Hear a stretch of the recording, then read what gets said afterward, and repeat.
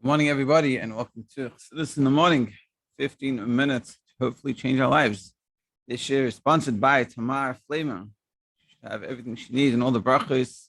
Thank you so much for making these shirim possible. Okay, let's continue from where we were holding. Okay, so basically, like we said in the beginning, this maimon goes constantly on this back and forth between is Elul and it's Rosh Sato or Rosh Elul? Is Elul all about our own avodah and God is not inspiring us, or is God inspiring us? And in the end, Mr. Shem will talk about how to start to apply this already. So we said the famous pasuk in Shir Hashem, Ani Ledodi v'Ledodi li. I am to my beloved, and my beloved is to me. And we said that this means I'm to my beloved, means the arousal or the inspiration that we are producing ourselves. My beloved is for me, is what Hashem is giving us. And we said in general that means Ani Ledodi, which is the Rosh Hashanah of Elul, really represents Elul, Ani Ledodi, and the Ledodi li aspect of it is really Rosh Hashanah and Kippur. That's what we said. But we said, yeah, and like we see, and this is a simple, obvious, if we just put on our thinking caps, we'll see this in life, how always when we're in Shorosh and Kippur, it's inspiring. There's a level of inspiration, whereas in Elul, that level of inspiration doesn't really exist. The problem is, we're saying that Ani Ledodi v'Ledodi li is in Elul. The Ledodi li, the inspiration from above, is in Elul, which is confusing because we're saying Ani Ledodi is really Elul, that Elul is all about our own inspiration, the Rosh Hashanah, and Ledodi li is mentioned in Kippur. But Ledodi li is part of the Rosh Hashanah of Elul, which means it has to be also in Elul. So how does that work? And that's what we're going to start to explain today. Okay, Ice base.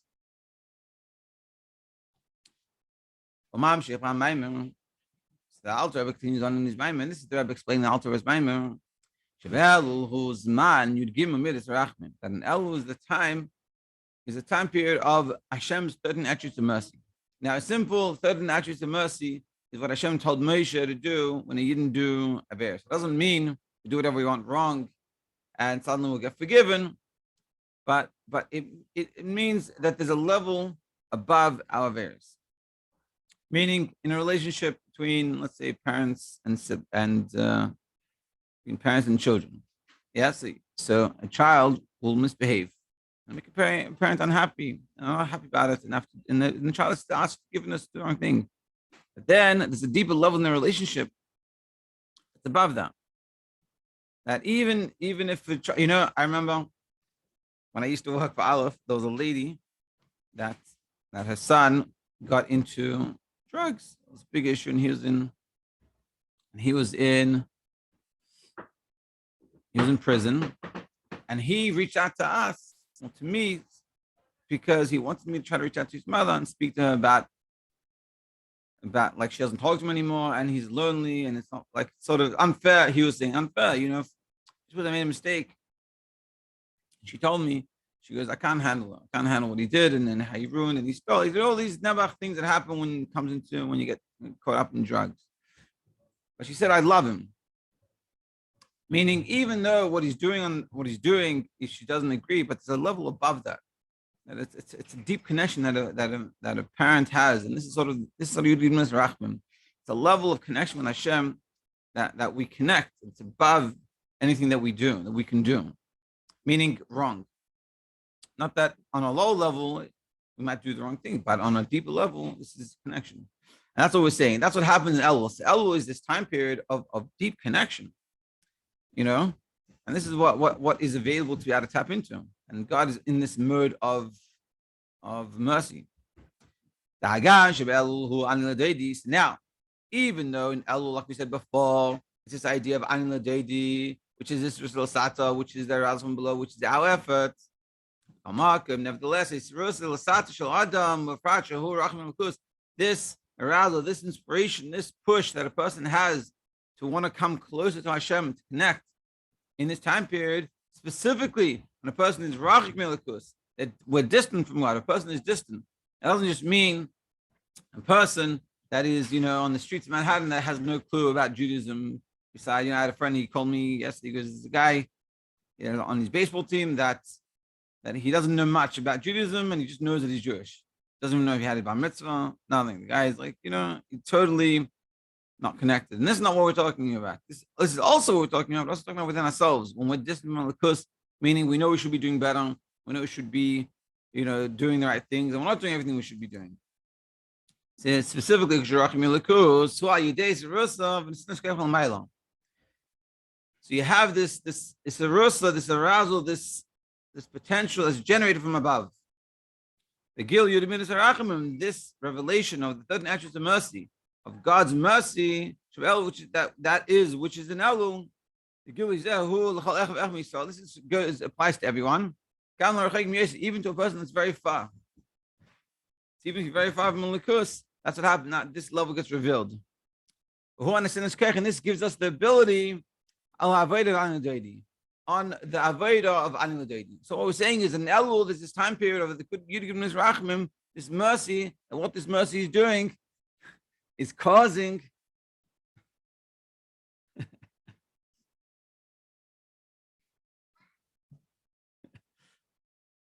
this Yud Rachmim is causing us to be inspired. Specifically, when we're talking about a person that's distant from Malakus, or we're not feeling inspiration, suddenly we feel inspired in Elul. How's that coming about? It's because Yud Rachmim. This is the ability this Alan Ledodi is giving. But the main thing is just the sin's prayer.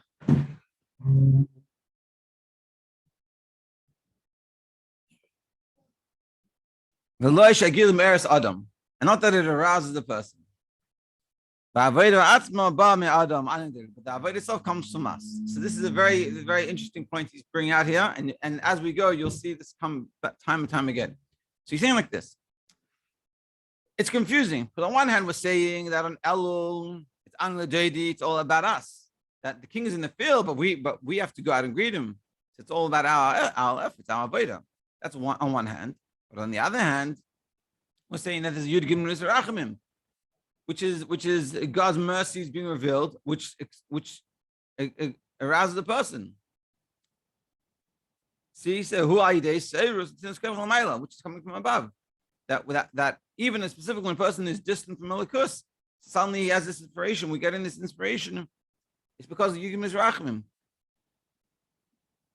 This is sort of answering our question. Now we said, what is this? Ani Ledodi Vododi Li? What's the Vododi Li in Elul? We're saying the Vododi Li in Elul is the Yud Rachamim. It's the certain attributes of mercy. It's it's a time period. It's a special time period. But Elul is all about Ani Ledodi. So, but it's only Nesinas Koyach, meaning it's not enough of a motivating factor to get us to do much.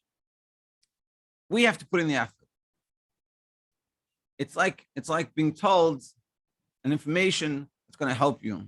You still have to do the work. Now you have information. That's what we're saying. You have the time period has in it stuff. You give this rachman that can help us connect more than any other time period of the year. But that doesn't mean that we can sit back and relax and don't do anything. We have to do it with the effort. It's giving us the ability. One time when we were learning this years ago, the altar was Maimer. Someone was there, and they said, they've been from for many years already.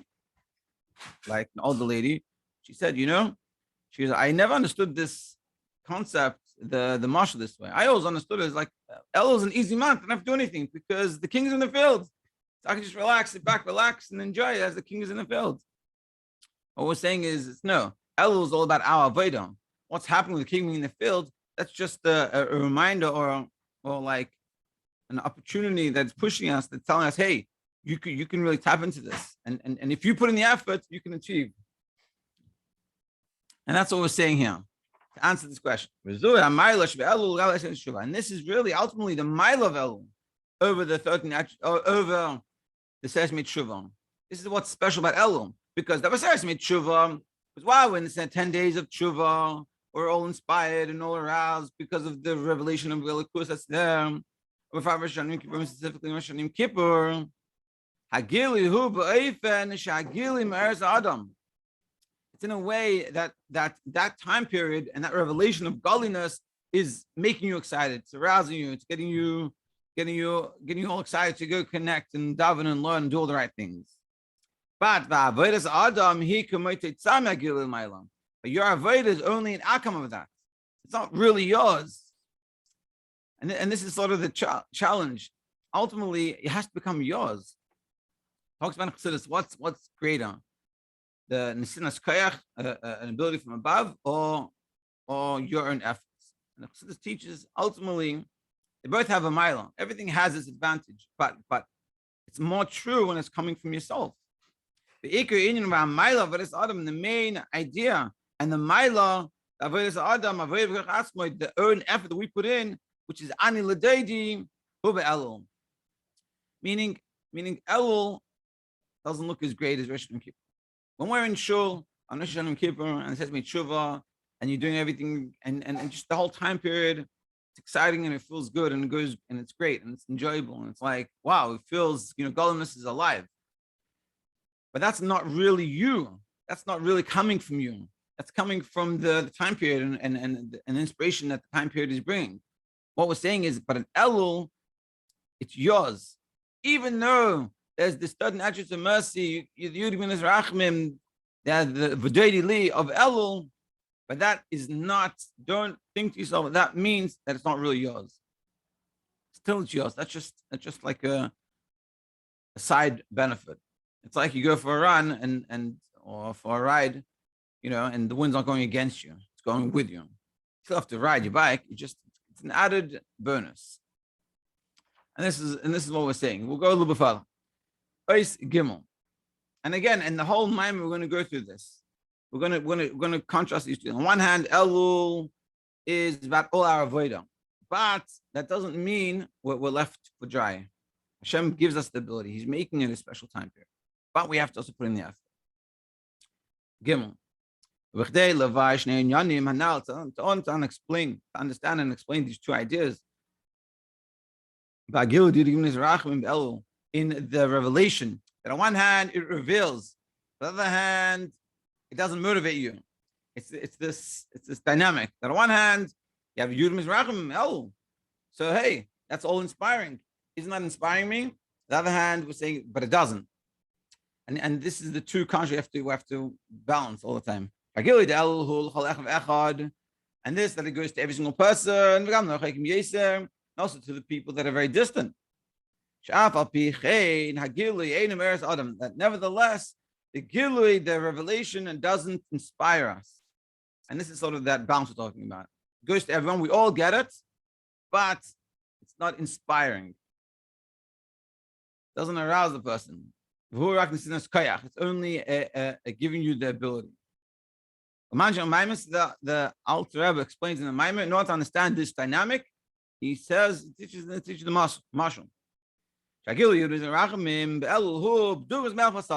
revelation of the attributes of mercy is like, for example, a king in the field. And they're going to explain, and so now what we're going to do is we're going to explain the mashal, and then the rest of the Maimon is going to analyze that mashal. And why did the Alter Rebbe use specific words? And what did that mean for us? I think maybe we'll stop here. I don't want to go too long. And just so some practical takeaways to think about over the course of the day till the next year is what am I doing for Elul? And do I feel inspired? Do I feel connected? Do I feel I need to be doing more? And how do I do that? And how do meaning it's very important in life in general, and specifically when learning Chassidus, is to understand the Maimer and also understand how does the Maimer fit into where I'm holding? Meaning how am I connected with this idea? So here we're talking about being inspired in Elul versus our own koyach. We have to understand where we're holding. Do I feel I'm in an inspired mood? I feel not. And what does it mean to be inspired? What does it mean? How do I know when I'm inspired or not? Like, have I been inspired before? What does that look like? Or if I'm not inspired, what do I need to be doing to change that?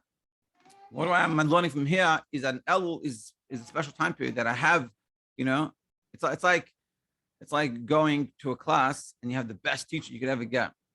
So it's like, let me use that out for the opportunities that it has. And so with Elul, this is what we're saying. We have the opportunity right now this month. Let me use it out as much as I can. Because ultimately, Elul is what helps us for Tishrei. And that's what we say is when the king is in the palace, not to be able to get to the palace, it's based upon Elul. And ultimately, the Seshmi Tshuva and Tishrei is what helps the whole year. So the ability to have a good year and have all the Hamshachas and get all that is able to be received is all dependent on Rosh Hashanah Kippur, and that's really ultimately dependent on our Elul. So we have not to stress us out, but it's to realize how much of an opportunity we have. And it doesn't mean we have to do grand, crazy things. It should be small. It should be small things that are practical that can actually be done, that I can mark off my list that I'm doing something. And that's what we're trying to do here. Everyone should have an amazing day thinking about this and understanding this and being able to use this opportunity that it has to be continued tomorrow.